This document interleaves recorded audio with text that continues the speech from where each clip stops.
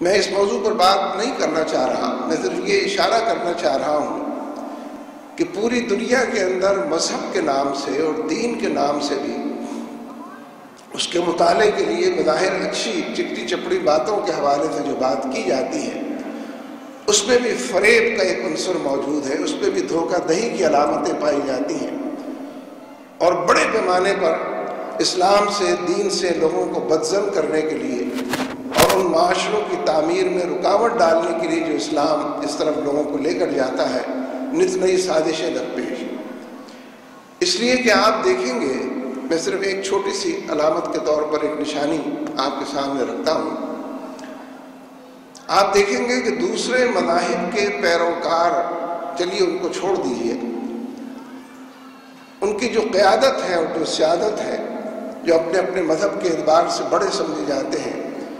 اور مذہب کی تشریح بھی کرتے ہیں اور اس کی علامت بھی، ساری علامتیں بھی ان کے اندر پائی جاتی ہیں،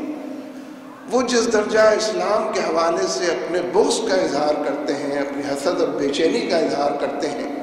اور جب جب موقع ملتا ہے تو انتقام کی آگ کے اندر سلگتے ہوئے اور بھڑکتے ہوئے نظر آتے ہیں، اور ان کے بیانات سے، یعنی پوپ بینڈیکٹ نے جو بیان دیا تھا اس سے بھی یہ بات واضح ہوئی تھی، یہ جو قرآن پاک کے نسخے کو جلانے اور نظر آتش کرنے کی بات تھی، یہ بھی کسی عام مسیحی نے یا عیسائی نے یہ کام نہیں کیا تھا، اعلان نہیں کیا تھا، یہ بھی ان کے بڑوں نے اور ان کے مذہبی پیشواؤں نے اس، یعنی بظاہر یہ اجزاء ہیں ایک بہت بڑے کل کے، لیکن اگر صرف انہی چیزوں کا مطالعہ کیا جائے جو ان کی مذہبی حوالوں سے جو لٹریچر آتا ہے، نبی اکرم صلی اللہ علیہ وسلم کی ذات گرامی کے بارے میں جس درجے پروپیگنڈے کا وہ شکار ہوتے ہیں، جن جن حوالوں سے بڑے پیمانے پر کردار کشی کی مہم چلاتے ہیں، اور مختلف زاویہ ہائے نگاہ سے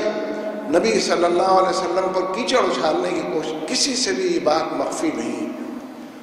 اور اس پہ لٹریچر ان کا موجود ہے، جو رسائل ان کے آتے ہیں، جو پیریوڈیکلز ان کے طبع ہوتے ہیں، اشاعت پذیر ہوتے ہیں، ان سب کے اندر بھی اس کے نمونے موجود ہوتے ہیں۔ جبکہ مسلمانوں کا حوالہ تو یہ ہے کہ ہم تو اگر حضرت عیسیٰ علیہ السلام پر ایمان نہ لائیں تو ہمارا ایمان ہی نامکمل،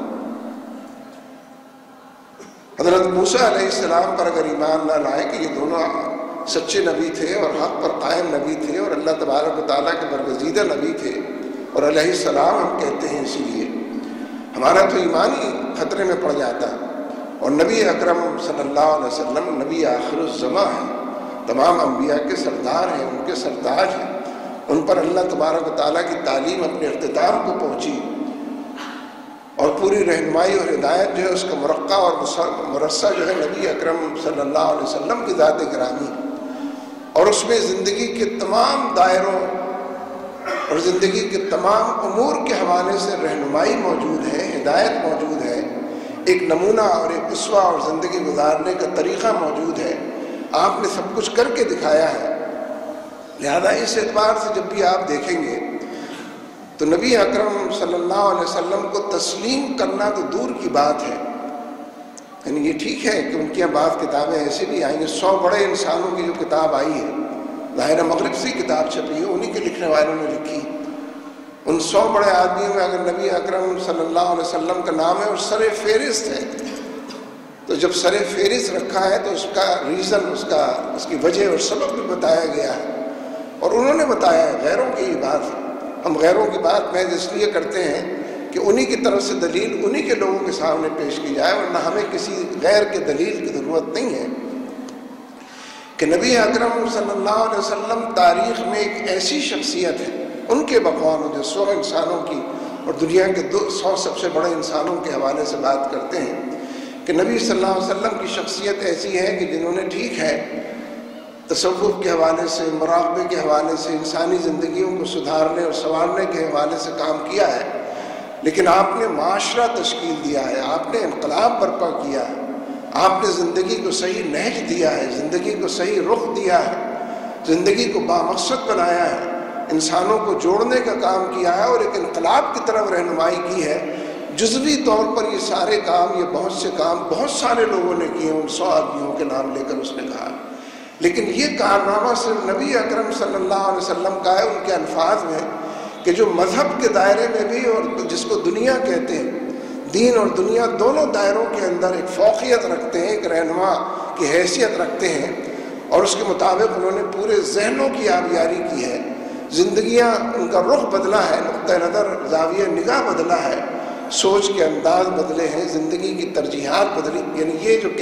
بالکل صحیح بات ہے کہ جو کہنے کی کوشش کی گئی ہے، لیکن ظاہر ہے کہ ان کے لکھنے والے بھی ان کے دائروں کے اندر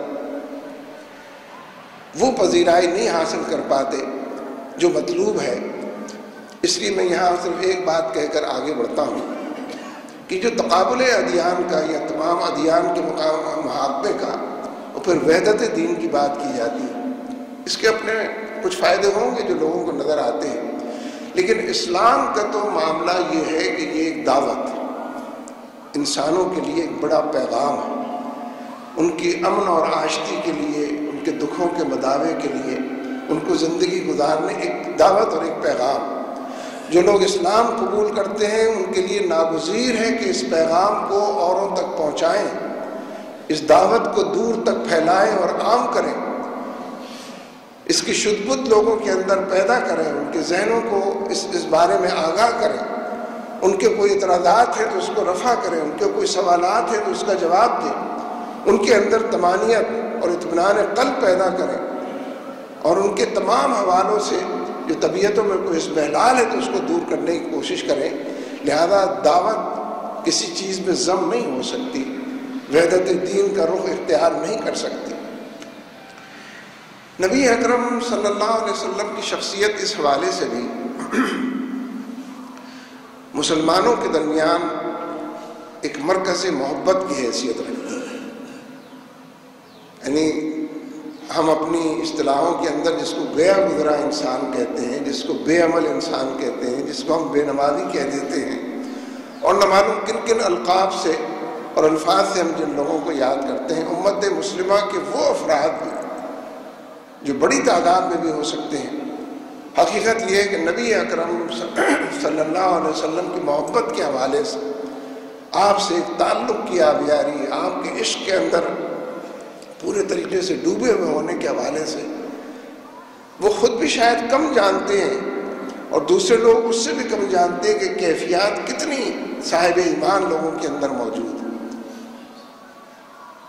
مغرب کی دنیا نے، وہاں کے میڈیا نے، وہاں کے تھنک ٹینکس نے، فلسفیوں اور لکھنے والوں نے اس بات کو بالکل ٹھیک سمجھ لیا کہ مسلمانوں کے اندر نبی اکرم صلی اللہ علیہ وسلم کے ساتھ تعلق کی جو بنیادیں ہیں، جو وجوہات اور اسباب ہیں، اور جو رویے اس کے نتیجے میں ظہور پذیر ہوتے ہیں، اس کی وجہ سے مسلمانوں میں ایک یکجہتی موجود ہے، ایک اپنائیت کی فضا اس کے نتیجے میں بار بار پیدا ہو جاتی ہے. جب بھی حرمت رسول کی بات کی جائے، حب رسول کی بات کی جائے، شان رسول کی، مقام مصطفیٰ کی، نظام مصطفیٰ کی، حب مصطفیٰ کی، عشق مصطفیٰ کی بات کی جائے، اور پھر ان کے حوالوں سے تمام جامع مصطفیٰ کی اور حوض مصطفیٰ کی اور دست مصطفیٰ کی بات کی جائے، اور مصطفی انقلاب کی بات کی جائے، جن جن اصطلاحوں میں بات کی جائے،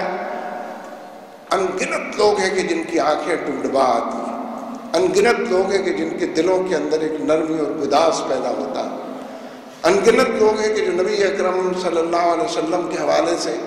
ان جذبوں کو اپنے اندر بیدار پاتے ہیں، اور پھر اس کے نتیجے میں کچھ کرنے اور کر گزرنے کے لیے اپنے آپ کو آمادہ پاتے ہیں. اس مرکز محبت کو دل و دماغ کی دنیا سے نکال دینا، اس سے چھیڑ چھاڑ کرنا، یہ بڑا محبوب مشغلہ ہے مغربی دنیا کا، ان کے لکھنے والوں کا، ان کے سوچنے اور بولنے والوں کا، اور ہمارے اپنے معاشروں کے اندر بھی جو سیکولر لابی ہے، جو مذہب کو زیادہ سے زیادہ انسان کی پرائیویٹ زندگی کا ایک معاملہ سمجھتے. ٹھیک ہے آپ نمازیں پڑھیں، روزے رکھیں، لیکن ریاست کا کوئی تعلق اسلام سے نہیں. یہ مت کہیں کہ ریاست بھی اسلامی ہونی چاہیے، یہ نہ کہیں کہ حکومت بھی اسلامی ہونی چاہیے، یہ مت کہیں کہ معاشرہ بھی اسلامی ہونا چاہیے، یہ نہ کہیں کہ اجتماعی دائرے کے اندر اسلام اور اس کی ہدایت پر عمل پیرا. یہ جو پوری لابی مسلمانوں کے معاشرے میں غلامی کے دور سے پیدا ہوئی ہے، ہمارے انگریز نے اس کو پیدا کیا ہے، اس کی طالبات نے، اس کے نظام تعلیم نے، اس کے نظام معاشرت نے، اس کے نظام تہذیب نے اس کے تمام قوانین نے، اس نے زندگی کو جو رخ دیا تھا، اس کے نتیجے میں یہ سیکولرزم پیدا ہوا ہے۔ یہ پوری سیکولر لا ہوئی، اس میں بہت لوگ نمازی پرہیزگار بھی بظاہر نظر آئیں گے، لیکن وہ اجتماعی دائرے میں کسی نبی صلی اللہ علیہ وسلم اور کسی قرآن پاک کی رہنمائی کے لیے اور ان کی ہدایت کے لیے اپنے آپ کو آمادہ و تیار نہیں پاتے، اور پھر وہ اسی تہذیب کے اندر ڈوب کر،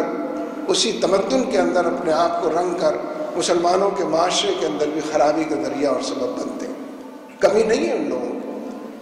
کسی گورنر سے، کسی صدر سے، کسی وزیر اعظم سے شروع کر دیں، نیچے تک یہ لہر جو ہے آپ کو نظر آئے۔